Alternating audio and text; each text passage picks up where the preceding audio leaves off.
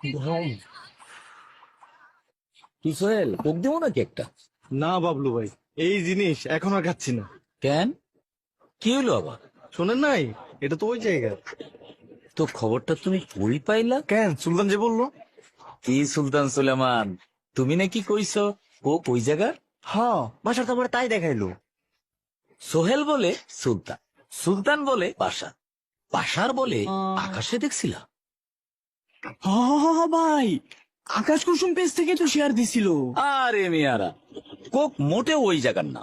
138 বছর ধরে 190টা দেশে লোকে কোক খায়। তুরস্কে খায়, স্পেনে খায়, দুবাইতে খায়, আর ফিলিস্তিনে তো কোকের ফ্যাক্টরি আছে।